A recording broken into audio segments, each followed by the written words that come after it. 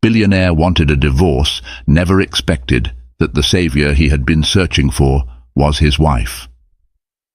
In the glittering world of high society, few names spark envy and admiration like Henry Blackwell, a self-made billionaire, business tycoon, and a man notorious for achieving everything he sets his sights on. But behind the facade of endless success and glossy magazine covers, Henry's seemingly perfect life is on the brink of collapse. He wants out of a marriage everyone once deemed a fairy tale. Little does he know, the very woman he's preparing to leave holds the key to the salvation he's desperately seeking. Brace yourself for intrigue, heartbreak, and redemption in this riveting story of unexpected love and unforeseen destiny. Henry Blackwell was known for his empire, Blackwell Innovations, headquartered in the heart of Manhattan. Ever since he was a teenager, he'd had a natural knack for business. He went from selling second-hand electronics in his parents' garage in upstate New York to hosting board meetings in glass-walled skyscrapers overlooking Central Park. That unstoppable drive had earned him every material comfort imaginable: luxury cars, yachts, private jets, and a social network filled with powerful figures like Bill Gates, who once joined him for a luncheon to discuss philanthropic endeavors. He was used to accolades and the dizzying pace of success. His fame brought him a curated circle of friends, some genuine, some opportunistic, and a relentless public eye. All that sparkle left little time for introspection or emotional connections. Yet 8 years ago, he had married Catherine Dumont, a classic beauty from a respected Bostonian family. Her father, the late Francis Dumont, had been a major investor in Henry's earliest ventures. Francis believed in Henry's vision, seeing in him the potential to revolutionize the tech world. In return, Henry had repaid the investment 1,000-fold.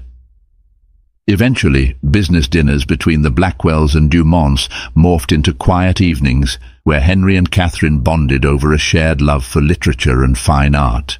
In public, Henry's marriage seemed perfect, two wealthy families merging, creating a powerful alliance. Reporters never passed up the opportunity to photograph them entering galas or stepping off private planes. There were countless charitable events where Catherine stood by Henry's side, her gentle demeanor the perfect complement to his unstoppable energy. The tabloids loved writing about them, using phrases like power couple and match made in billionaire heaven. But behind the polished front, something was off. Catherine's sweet, hopeful nature contrasted starkly with the ruthless pace of Henry's corporate life. Over time, Henry began seeing Catherine more as a decorative figure, someone who accompanied him on grand occasions, rather than a partner with opinions and ideas of her own.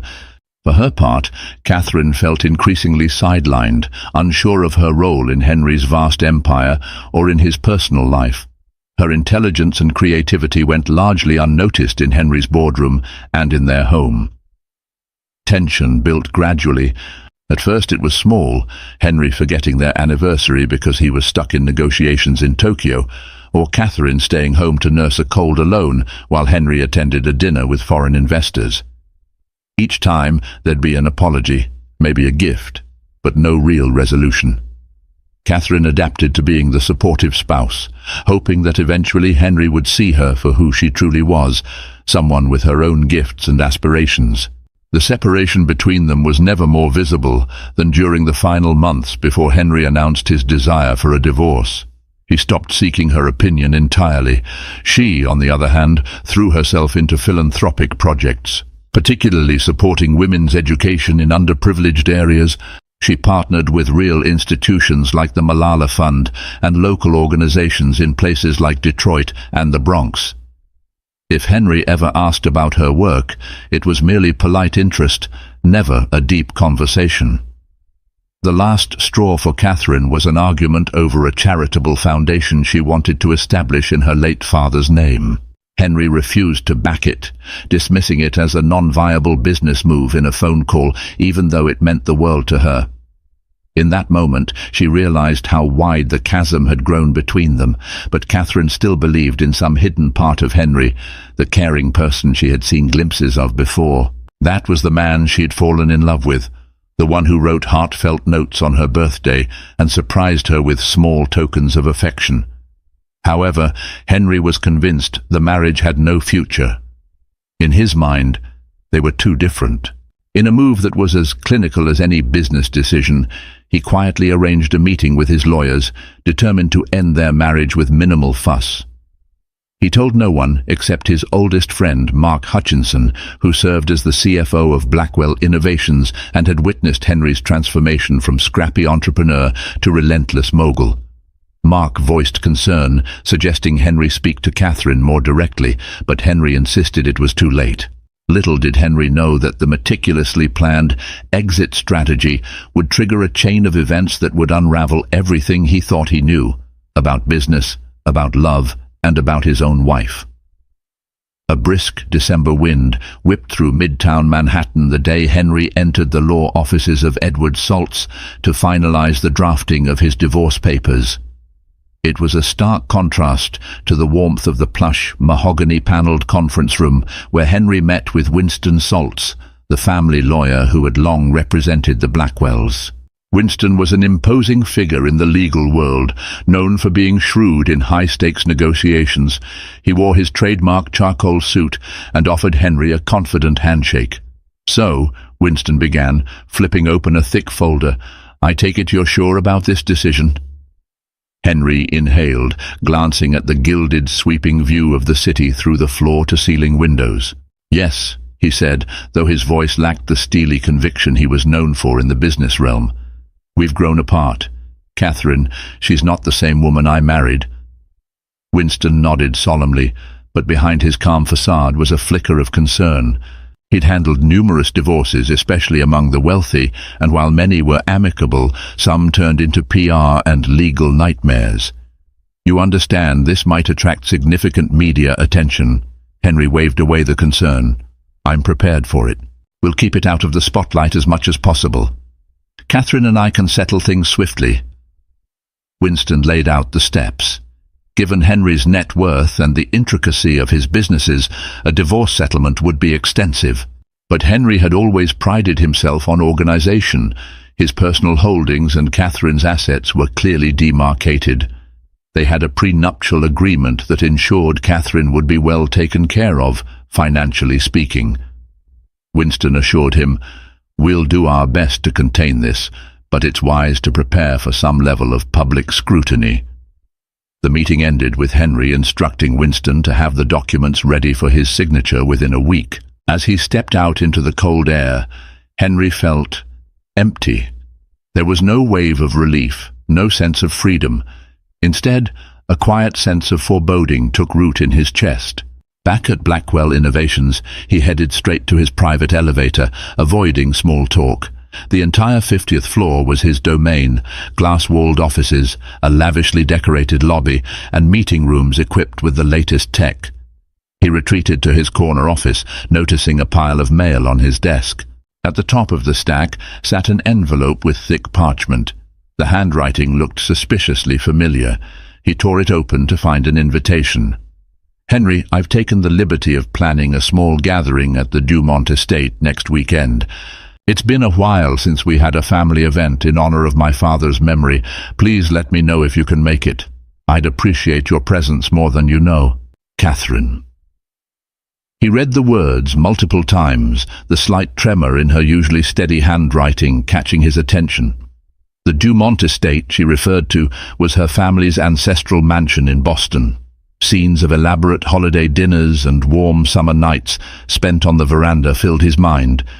They had once enjoyed hosting guests there, political figures, celebrities, close friends. Now, the memory felt like a relic from another life. Henry wasn't sure what to do. If he showed up, it would mean facing Catherine before delivering the legal bombshell of divorce papers. But ignoring the invitation would be cold, and Henry didn't want to sabotage the possibility of ending things amicably. He dialed Mark Hutchinson's extension. Mark picked up after a single ring. "Henry, everything okay?" Henry told him about Catherine's invitation. "I need your advice. Do I go or not?" Mark paused. "I think you should. You're trying to keep this civil, right? Talk to her. Maybe there's a more humane way than just dropping papers in her lap. The conversation ended with Henry agreeing. Despite his reservations, some part of him felt compelled to see Catherine in her own space. Maybe to see if the woman he once fell for, the Dumont estate in Boston, was a quintessential example of New England aristocracy. Nestled behind tall iron gates, the property boasted landscaped gardens, a historic mansion with ivy-covered walls, and a wide veranda that overlooked a serene lake. Henry arrived late on Friday afternoon, stepping out of his chauffeured car onto the gravel driveway. A chilly breeze rustled the bare branches of the ancient oaks that lined the path. At the entrance, Catherine's longtime housekeeper, Mrs. Barrett, greeted Henry with a subdued smile. "Welcome back, Mr. Blackwell. Mrs. Catherine is expecting you in the study." Henry thanked her and made his way through the foyer, where portraits of Dumont ancestors gazed down from gilded frames. He hadn't realized how much time had passed since his last visit. Everything felt strangely familiar, yet different, as though a layer of dust had settled over once vibrant memories. He found Catherine in the study, leaning over a thick ledger. She looked up when he entered, a cautious smile curving her lips. She wore a simple yet elegant ivory sweater dress that made her appear more delicate than he remembered. "Henry," she greeted quietly, closing the ledger. "I'm glad you came." Henry nodded, trying to dispel the awkwardness. "Thanks for inviting me. Got your note? I came as soon as I could." She gestured to a pair of armchairs by the fireplace, where a gentle fire crackled. "Have a seat. I wanted to talk to you about some things before the gathering tomorrow." They settled into the chairs. Catherine clasped her hands in her lap, seemingly collecting her thoughts. "It's been a tough year, Henry. With my father gone, the estate's been in disarray. I've been overseeing the staff and dealing with the trust he left behind." Henry nodded, remembering Francis Dumont as a formidable businessman and a stern father. "I'm sorry. I know how much he meant to you. How can I help?" Catherine looked momentarily surprised by his offer.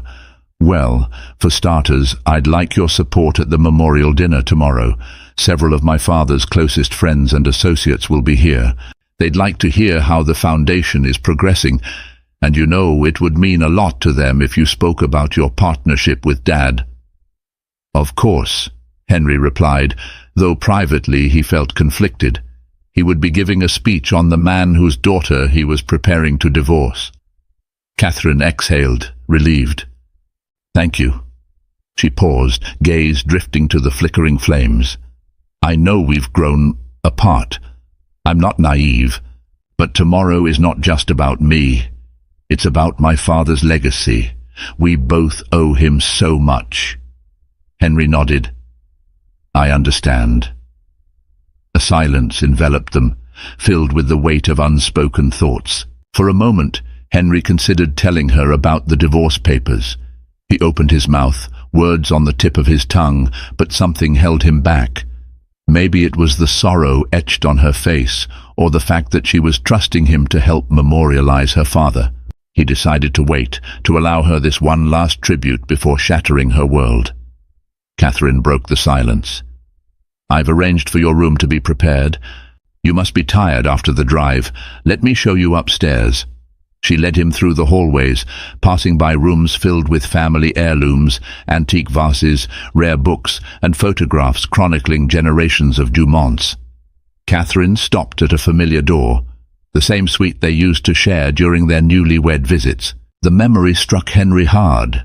He remembered nights spent whispering dreams to each other, planning trips around the globe, imagining a life unburdened by corporate demands. He cleared his throat. "This room, are you sure you want me here?" She nodded, a ghost of a smile on her lips. "I had Mrs. Barrett air it out and change the linens this morning. I thought it would be comfortable for you." Then she turned to leave, pausing to add softly, "Let's do our best to honor Dad's memory tomorrow. Thank you for coming, Henry." As the door clicked shut behind her, Henry sank onto the edge of the bed. Everything in the estate reminded him of how different things had been at the start of their relationship. Back then, Catherine had challenged him, made him laugh, and even offered brilliant ideas he incorporated into his early business models. Had he really lost sight of all that? Shaking off the memories, Henry decided to freshen up and rest. Tomorrow was the memorial dinner, a final performance he would give before the truth about their marriage came to light. But even as he began to steel himself for what lay ahead, he couldn't ignore a growing knot of guilt in his stomach, a small voice that whispered, maybe, just maybe, he was making the wrong decision. Morning arrived quietly, with a pale light illuminating the Dumont estate's sprawling grounds. Henry awoke to the sound of distant birdsong. He dressed in a tailored suit, meticulously checking his appearance in the mirror, as if the right tie knot or polished shoes could fortify him for the emotional day ahead. Downstairs, Catherine had orchestrated everything perfectly. The staff moved in a calm, well-rehearsed dance, setting out white linens and gold-rimmed china in the formal dining room. Vases brimming with white roses, Francis Dumont's favorite flower, adorned the tables. Catherine herself looked poised, though a slight tightness in her smile betrayed underlying tension. Guests began arriving around noon. Family friends, former business associates of Francis, local politicians. Henry recognized many faces, all of whom greeted him with respectful handshakes and gentle condolences. It felt like stepping back in time, an echo of the countless events they used to host here. As the memorial commenced, Catherine stood at the head of the grand table, her voice steady yet emotional as she spoke of her father's legacy. She recalled childhood memories, Francis teaching her how to fish, his unwavering encouragement of her ambitions, and his pride in Henry's entrepreneurial successes. When she gestured for Henry to speak, the room hushed. Stepping forward, Henry cleared his throat, heart pounding despite his long history of public speaking. Francis Dumont was more than a father-in-law. He was a mentor, an early believer in my visions. His guidance shaped not just my business, but my understanding of loyalty and trust. He taught me that a true partnership, whether in business or in marriage, requires respect and understanding. He paused, locking eyes with Catherine momentarily. We owe it to him to carry on his values. I promise to support Catherine and the Dumont Foundation in whatever way I can. His memory deserves nothing less. A soft wave of applause followed his words. Catherine smiled, truly smiled. For a fleeting moment, Henry felt a rush of warmth, a mix of pride and regret swirling inside him. He had intended to deliver a straightforward eulogy, but something deeper escaped his lips, something that hinted he was more connected to Catherine than he let himself believe. After the formal toasts, Henry found himself cornered by an elderly acquaintance, Mr. Robert Whitfield, a retired banker who had partnered with Francis decades ago. Mr. Whitfield's voice trembled with age. You know, Henry, Francis always told me you had a rare sense of commitment. He believed you'd make Catherine very happy. Henry forced a polite smile, guilt slicing through him. He was a good man. I hope I can continue to make him proud. Whitfield patted Henry's shoulder. Good lad. Keep the faith, son. The gathering gradually transitioned to a more casual affair, with people milling about, sharing stories. Catherine excused herself to check on some estate matters. Henry took the opportunity to slip outside, seeking a moment of solitude. Strolling across the manicured lawn, he eventually reached a secluded bench near the lake. He sat down, gazing at the water's still surface. Memories assailed him, laughter shared with Catherine under summer skies, stolen kisses amid the rose garden, and late-night talks about the future. He'd allowed his ambition to overshadow those tender moments, burying them beneath corporate deals and global expansions. His phone vibrated, breaking his reverie. It was Mark Hutchinson. "Henry," Mark said, urgency in his voice. "We've got a problem at Blackwell Innovations." Henry's pulse spiked. "What kind of problem?" "There's a security breach in the main servers. Some new algorithm you authorized, Project Griffin, appears compromised. We might be looking at a major leak if we don't act fast." Henry's stomach dropped.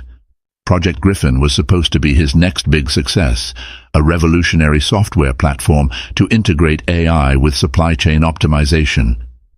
Did you lock down the server? We're trying, but we need your clearance. This is serious, Henry. We have to consider halting the entire project until we know what's going on. I'm worried about sabotage. Images of scandalous headlines and plummeting stock prices flashed through Henry's mind. He had neglected to focus on Project Griffin in recent weeks, too preoccupied with personal matters. I'll deal with it, he said, standing up. I'll head back as soon as I can. He ended the call, frustration and panic mingling within him. Another crisis, another potential meltdown. But as he turned to head back to the mansion, he spotted Catherine emerging from the house, her delicate features marred by concern. She approached, noticing his anxious expression. "Is everything all right, Henry?" she asked softly. He hesitated. His instinct was to handle business matters alone, to push Catherine aside as he always did. But he recalled something Francis had once told him. Catherine is as sharp as they come. Don't underestimate her. With a sigh, Henry decided to share the bare truth. "There's a problem at my company, a critical security breach. It's complicated, but I may need to leave soon." Catherine's face fell, but she nodded. "I understand. Do what you have to do." Then she surprised him by placing a hand gently on his arm. "If you need any help, contacts, resources, let me know. My father's connections in the cybersecurity sector might prove useful. He always said that the best help is often closer than we think." He studied her features, taken aback by her willingness to assist. In that moment, Henry was struck by the realization that Catherine was not just a figurehead. She was intelligent, resourceful, and compassionate, exactly the kind of person who could help navigate a crisis. As the guests began to disperse, Henry made a swift exit, mind whirling with conflicting thoughts. He had come here ready to bury the final remnants of their relationship. Yet Catherine had just extended a lifeline in his darkest hour, reminding him that maybe, just maybe, he'd been looking for solutions in the wrong places all along. Henry arrived back in Manhattan that same night, going straight from his chauffeured car to the penthouse. He dropped off his suitcase and headed for the Blackwell Innovations headquarters, which bustled with frantic activity despite the late hour.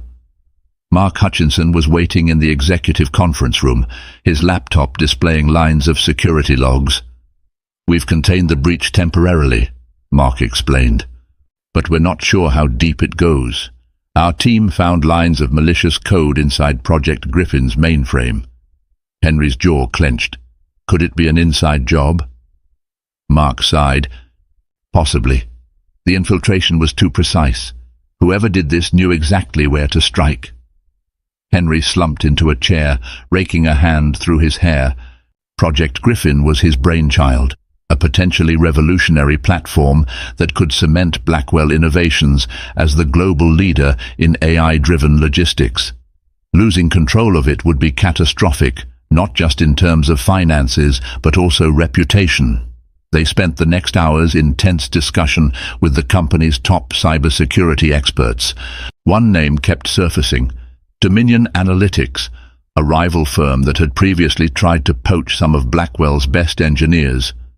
Rumor had it that Dominion's CEO, Gavin Rourke, was determined to dethrone Henry. Amid the clamor of phone calls and frantic keyboard typing, Henry found himself thinking about Catherine. Her calm composure at the Dumont estate contrasted sharply with this storm of crisis. He remembered her offer of help, the sincerity in her eyes. Part of him wanted to call her, to hear her voice, to ask for guidance. Yet his pride flared up, reminding him that he was Henry Blackwell, the unstoppable mogul who never needed anyone's help. By dawn, the team was exhausted. Mark insisted Henry get a couple of hours' sleep. "We'll reconvene at noon. Try to rest."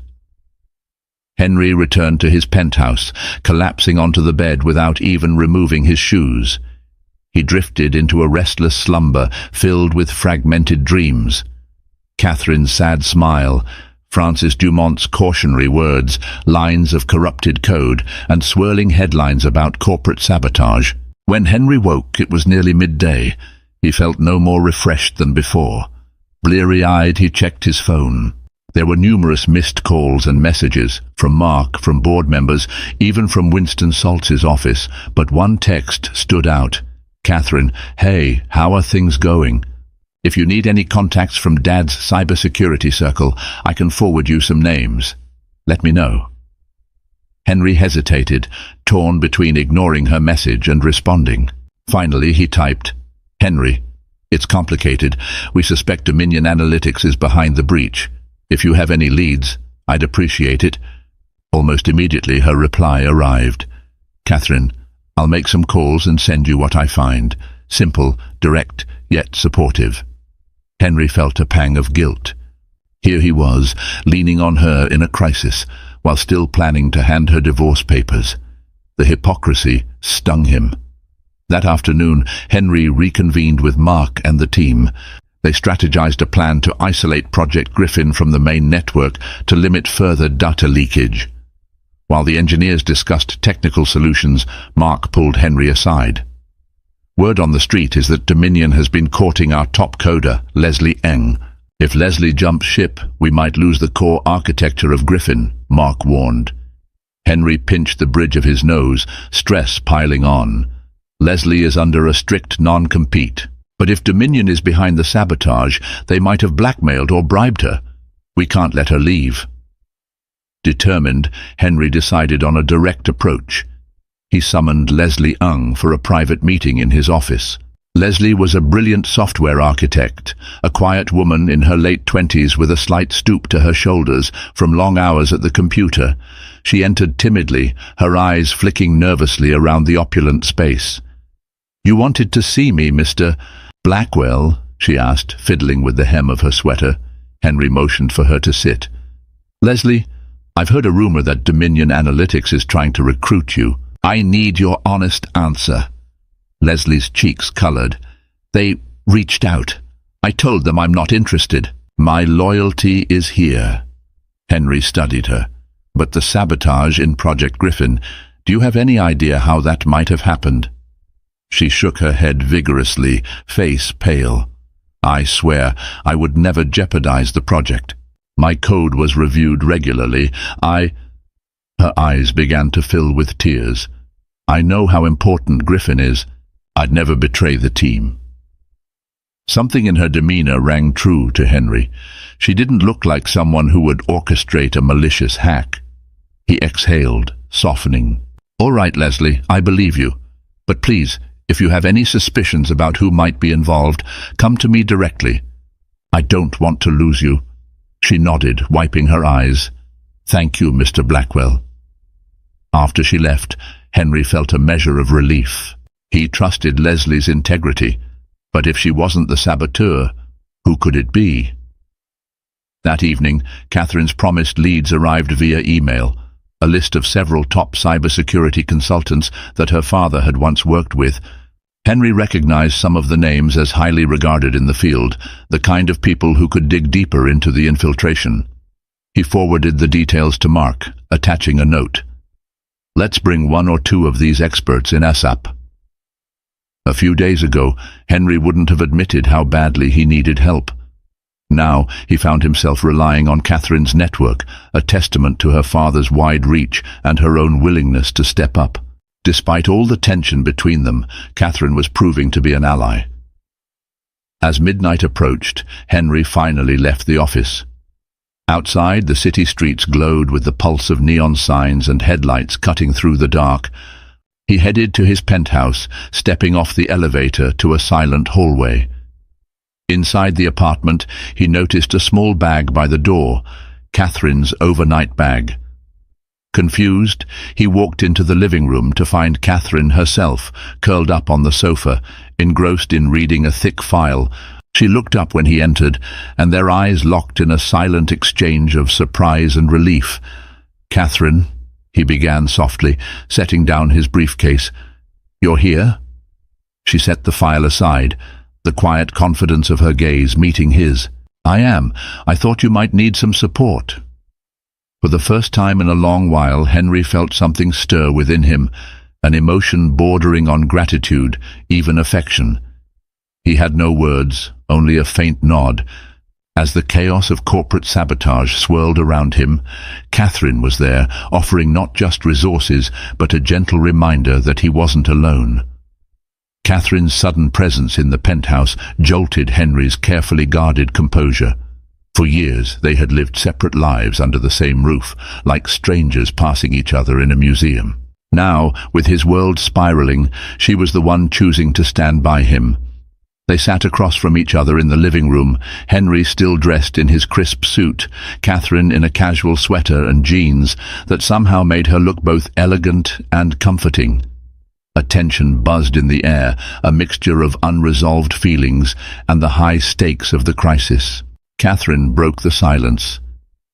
"I know this is a difficult time, and I'm sorry.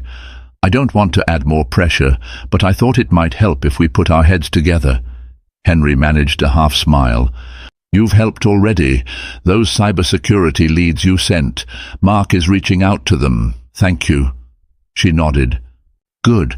I also brought some documents," she said, picking up the thick file on the coffee table. "Notes Dad made about potential threats to your company. Apparently, he was investigating Dominion Analytics for unethical practices before he passed away." Henry's eyebrows shot up. "I didn't know that. Francis never mentioned it to me." "He was protective. He didn't want to worry you unless he had solid proof," Catherine explained. She slid the file toward Henry. "I only found these notes recently while going through his study. Dominion Analytics has some shady connections, shell companies, overseas accounts. Dad suspected they might target Blackwell Innovations." Henry took a moment to absorb her words. Francis had been a stern figure, but always forward-thinking. It made sense he'd be cautious on Henry's behalf. "Thank you for this," Henry murmured, leafing through the pages. "It might give us a lead." Catherine leaned back, a thoughtful expression on her face. "Henry, if Dominion is as ruthless as Dad suspected, this could be bigger than a simple security breach. They could be trying to sink your company or take it over." He swallowed. "I won't let that happen." They fell into silence again.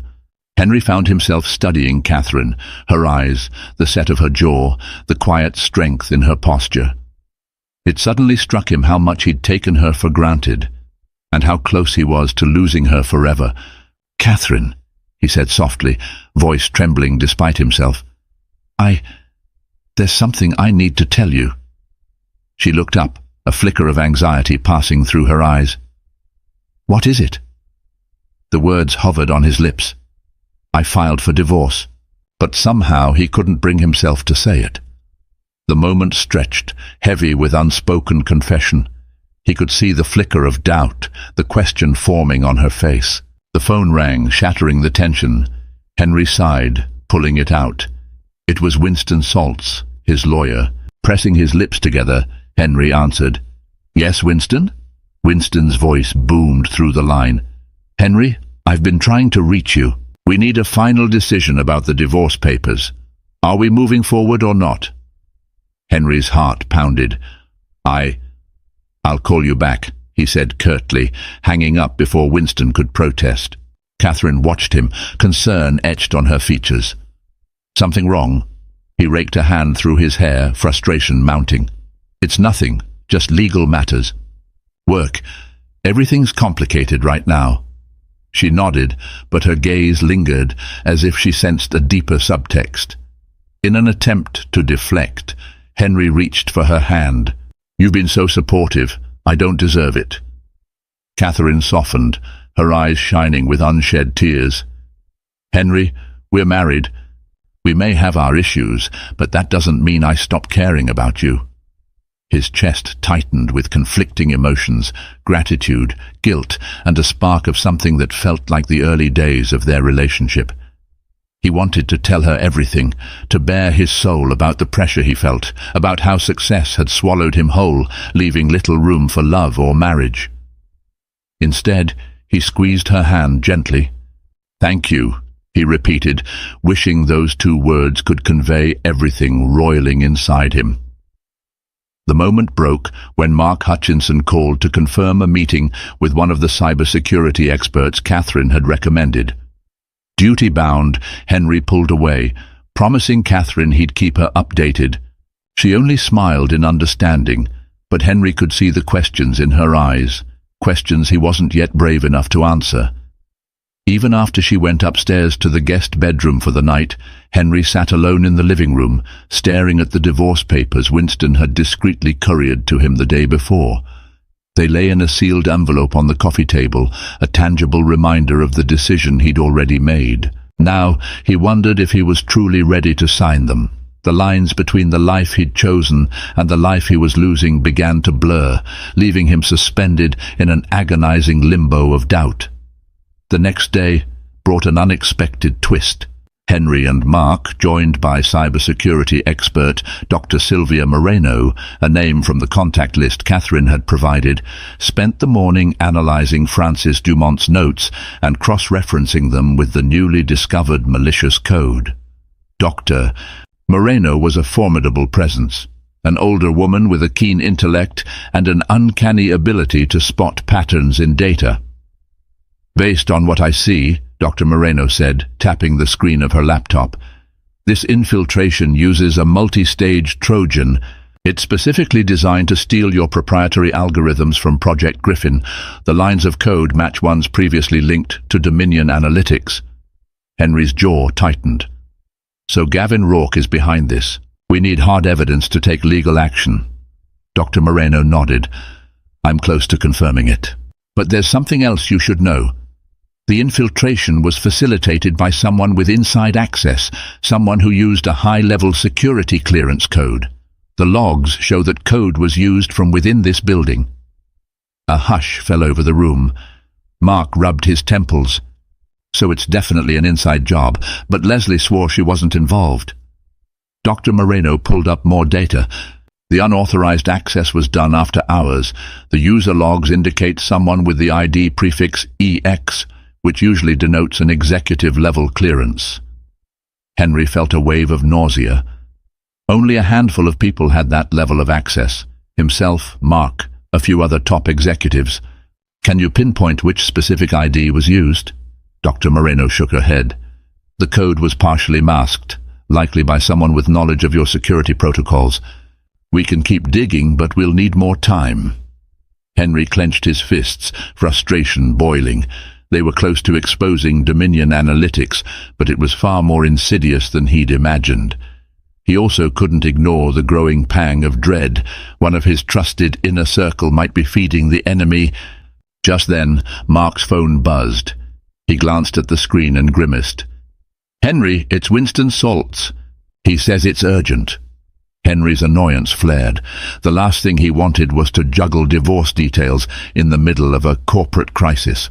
"I'll take it in the hall," he muttered, striding out. Winston's voice erupted as soon as Henry answered.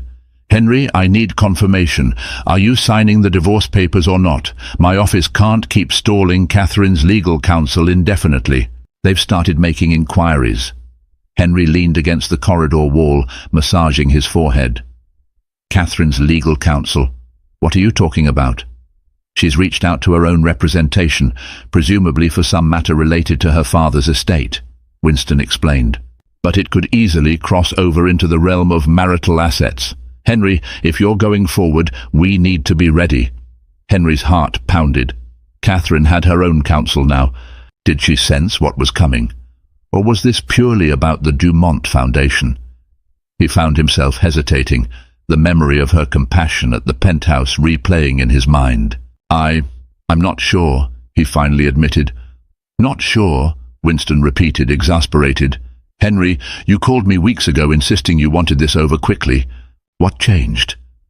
The question stabbed at Henry's conscience. What had changed? Everything.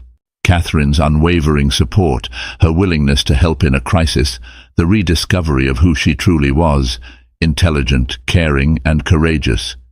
His carefully laid plan felt suddenly flimsy. "I'll get back to you," he mumbled, ending the call. He returned to the conference room, where Dr. Moreno was still explaining the infiltration's complexities. Catherine, who had just arrived, stood by Mark, her brow furrowed in concentration. She caught Henry's gaze and offered a small, reassuring smile. That single moment of connection rattled him. Here was a woman who was not only his wife, but also a potential ally in his darkest hour. He felt an overwhelming urge to protect her, not cast her aside. After Dr. Moreno wrapped up, Catherine spoke. "I've been reaching out to some of Dad's former associates to see if they can give us any insider information on Dominion's dealings. I also have a friend, Elena Thompson, who works at the Department of Justice. She might have insight into Dominion's legal vulnerabilities." Henry felt a rush of gratitude. "That could be invaluable. Thank you, Catherine." She nodded, her gaze determined. "We'll get to the bottom of this. Dad believed in you, for good reason. I'm not about to let Dominion sabotage everything you've built." For the rest of the day, the team strategized on how to expose Dominion analytics. Henry found himself increasingly reliant on Catherine's contacts and perspective. Time and again she proved her mettle, suggesting ways to approach potential whistleblowers, bridging communication gaps with old Dumont allies. By evening, Henry realized Catherine was orchestrating a subtle but crucial part of their counter-offensive. Where he had influence in the corporate world, she had reach in philanthropic and governmental circles. Together, they formed a more complete network than he ever expected. Exhausted but cautiously optimistic, Henry called for a pause. "Let's pick this up tomorrow. We've got a clearer direction now. Everyone, get some rest." Catherine lingered as Mark and Dr. Moreno left. She gave Henry a thoughtful look. "I can stay here tonight if you want. We can keep working on leads." He swallowed, emotions swirling.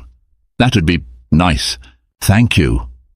As they walked side by side toward his private elevator, Henry felt an unfamiliar warmth spreading through his chest. They had faced the day's battles as partners, not adversaries. The irony was not lost on him. The woman he planned to divorce was now the person he trusted most. Yet the guilt also intensified. If she found out about the divorce papers, how would she react? Could he even go through with it now? Questions plagued him, but one thing was certain.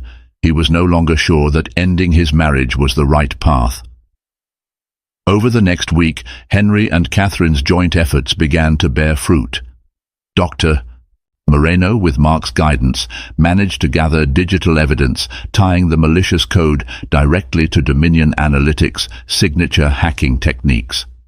Meanwhile, Catherine facilitated quiet meetings with key contacts, including Elena Thompson at the Department of Justice, who confirmed there were already suspicions about Dominion's aggressive corporate espionage. Amid this flurry of activity, Henry found an odd comfort in Catherine's presence. For the first time in years, they operated in tandem, debating strategies, sharing discoveries, and supporting each other when new obstacles arose. Their home life also shifted. Instead of cold silences, they now engaged in late-night brainstorming sessions over takeout, their conversation punctuated by the warmth of old memories and new insights. But as they drew closer to cornering Dominion Analytics, another question loomed. Who was the insider giving them access? Dr. Moreno's analysis had narrowed it down to 2 executive-level codes in use during the infiltration window, Henry's own ID and that of his CFO and oldest friend, Mark Hutchinson. Henry stared at the printed logs one night, anger and disbelief clawing at him. There must be some mistake. Mark was practically a brother to him. He had even discouraged Henry from rushing into a divorce, advising him to speak with Catherine directly. He confided in Catherine, pacing restlessly in the penthouse living room. "Mark can't be the saboteur," Henry insisted, voice tight. "We've known each other since college. He helped me build this company from the ground up. Why would he betray me now?" Catherine watched him, concern evident on her face. "Are you sure he's not in some kind of trouble? People do desperate things when cornered. Money problems, debts, personal entanglements." Henry shook his head. "He's wealthy in his own right, and I've never known him to be involved in anything illegal." Catherine sighed, placing a reassuring hand on Henry's arm. "We need to keep an open mind, Henry. The logs don't lie. Could it be that someone stole Mark's credentials? That possibility offered a glimmer of hope. Henry latched onto it. Yes, that must be it. Someone inside Dominion or an accomplice here must have gained access to Mark's code. Despite Henry's efforts to remain logical, suspicion gnawed at him. If not Mark, who else could have the knowledge to replicate an executive ID? Did Mark mention anything about compromised security or unusual events? A conversation from weeks ago flickered in Henry's memory. Mark complaining about a glitch in his keycard. Had it been a glitch or something more insidious? Driven by unease, Henry confronted Mark the next morning. He asked him directly about the suspect login times. Mark's face registered shock, then anger. "Henry, you think I did this? That I'd sell you out to Dominion?" Henry raised both hands in a placating gesture. "I'm not accusing you, but Dr. Moreno found your ID was used during the breach window. We have to consider the facts." Mark raked a hand through his hair. "Someone must have cloned my credentials. Maybe that glitch I mentioned wasn't a glitch at all. My key card was acting weird. I told IT, but they said they'd get back to me."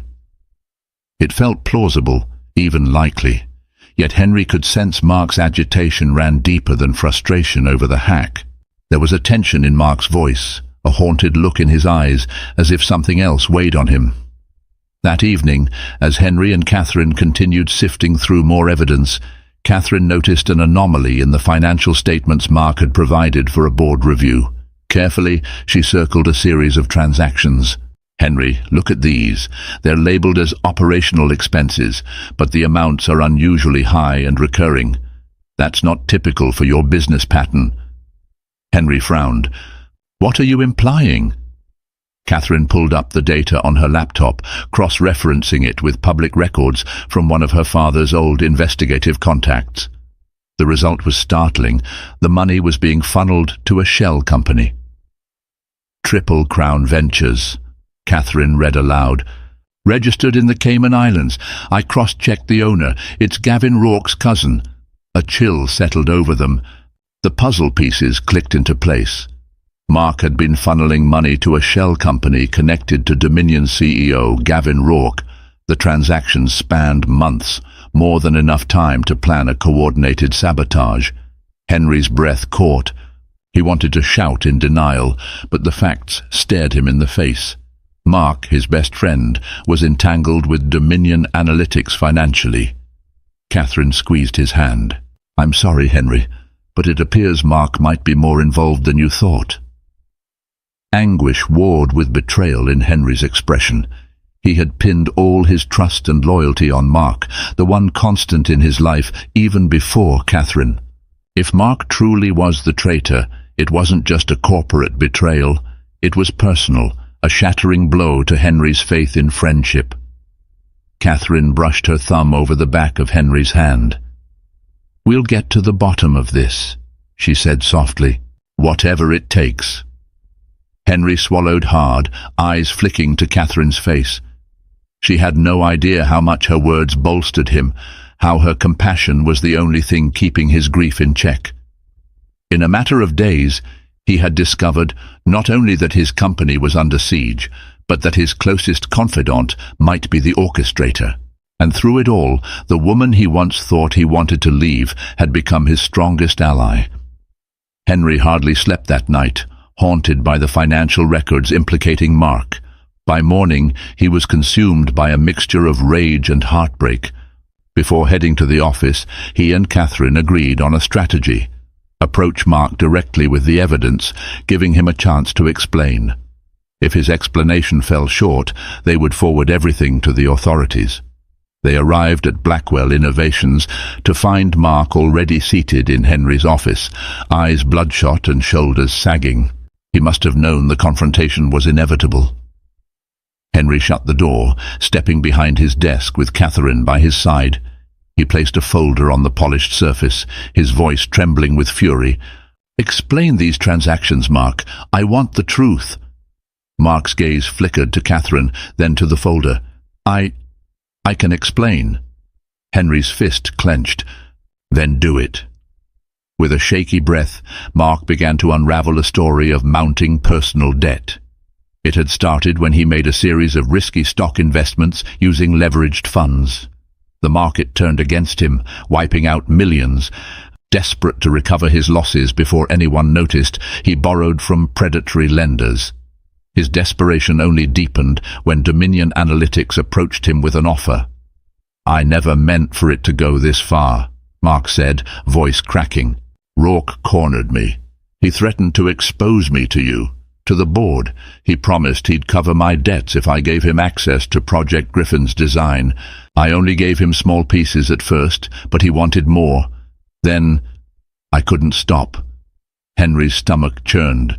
The betrayal burned, but he could see how Mark had trapped himself in a spiral of desperation. Catherine's eyes welled with empathy, but she didn't speak, letting Henry handle the confrontation. Henry exhaled sharply, struggling to keep his voice steady. "Why didn't you come to me? You're my friend. I would have helped." Mark bowed his head in shame. "I was too ashamed, and Rourke made it clear that if I tried to pull out, he'd ruin both of us. He started threatening you, Henry. I knew you'd never forgive me for betraying you." A tense silence filled the room, each person wrestling with the emotional weight of Mark's confession. Henry stared at the man he'd once considered a brother, torn between fury and heartbreak. At length, Catherine broke the silence. "We have enough evidence to press charges. Gavin Rourke won't get away with this." Henry nodded, swallowing hard. "Mark, we can't sweep this under the rug. You understand that, right?" Tears slipped down Mark's face. "Yes, I know. I'll accept whatever legal consequences come my way, but please, let me help you bring Rourke down. There's more information I can share, documents, emails. I kept them in case Rourke turned on me." Henry's breathing hitched. He fought the urge to hurl accusations, to demand Mark's immediate resignation and walk away. But he needed every shred of evidence to protect Blackwell Innovations and salvage Project Griffin. "Fine," Henry said, voice raw. "Gather everything, then we're taking it to the authorities. You'll have to testify." Mark nodded, relief and dread mixing on his features. "I'll do it. For what it's worth, Henry, I'm sorry. I never wanted to hurt you." After Mark left, the weight of the confrontation pressed heavily on Henry. He sank into his chair, burying his face in his hands. Catherine went around the desk and knelt beside him, her voice gentle. "Henry, are you all right?" He looked up, eyes red. "I don't know. Everything I believed in, my best friend, my company, it's all threatened. And then there's us." Catherine's hand was warm on his shoulder. "We'll figure it out. One step at a time. You're not alone." Those words undid him. The guilt of hiding the impending divorce papers erupted, and Henry could no longer contain his secret. "Catherine, I have to tell you something," he said, voice shaking. "I plan to divorce you. I met with Winston, had the papers drafted. They're in my briefcase right now." A stunned silence filled the room. Catherine's hand slipped from his shoulder as she processed the confession. Her face went pale, tears pooling in her eyes. "You wanted a divorce?" Henry nodded, unable to look her in the eye. I thought we had grown too far apart. I was blinded by my ambitions, my pride. I'm sorry." Catherine stood abruptly, turning away to hide her trembling lips. "After everything we've been through, the foundation, my father's memorial, you never said a word." Henry rose too, raw desperation in his voice.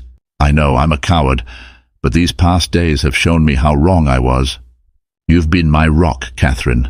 I was so focused on success and controlling everything that I didn't see what I was losing. Please, can we talk about this?" She turned back, tears trailing down her cheeks. "Henry, you blindsided me. Right now I'm not sure what to feel." The office door remained closed, the world outside oblivious to the upheaval inside. Catherine's anguish and Henry's remorse filled the space, thickening the air. Eventually Catherine drew in a shaky breath. "We have bigger things to handle first. Dominion, the charges, saving your company. After that, we'll see." Henry nodded, a hollow ache in his chest. He wanted to comfort her, to hold her, but he sensed that might be too much, too soon. The trust he had inadvertently regained was shattered again in an instant. As Catherine left the office to gather her emotions, Henry stared at the unopened divorce papers in his briefcase, a sickening sense of irony washing over him. He had once believed severing ties with Catherine would be clean, easy, just another business transaction. Now he realized that love and betrayal ran far deeper than any contract, leaving scars and echoes that might never fully heal. In the days that followed, Henry and Catherine pushed aside their personal turmoil to coordinate the takedown of Dominion Analytics. Mark, fueled by remorse, compiled every incriminating document he had, including emails confirming Gavin Rourke's role in the sabotage. Dr. Moreno and Elena Thompson assisted in organizing a legal offensive that would expose Dominion's corporate espionage. When the case finally went public, the media erupted in a frenzy of headlines. "Billion-dollar betrayal at Blackwell Innovations. CFO admits to leaking company secrets." Mark resigned from his position, gave a public apology to Henry, and prepared for inevitable legal consequences. Gavin Rourke, cornered by a mountain of evidence, was indicted on multiple counts of fraud, conspiracy, and industrial espionage. Meanwhile, Henry personally addressed his shareholders, explaining how Dominion's infiltration was uncovered, apologizing for the oversight.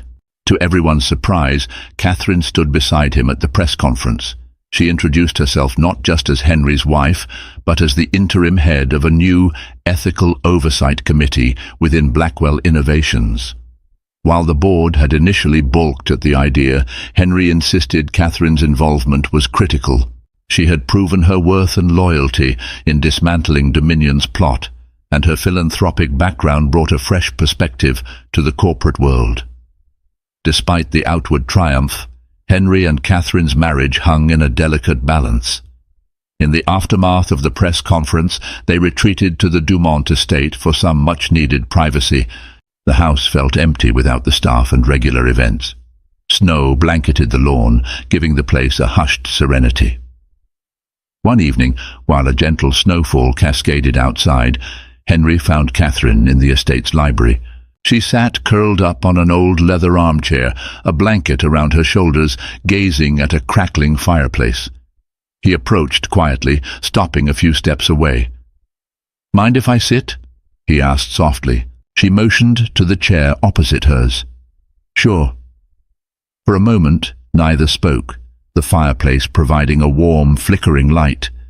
At length, Henry cleared his throat. "First, I want to thank you for everything. You saved my company, my reputation. I can't even begin to repay you." Catherine's gaze remained on the flames.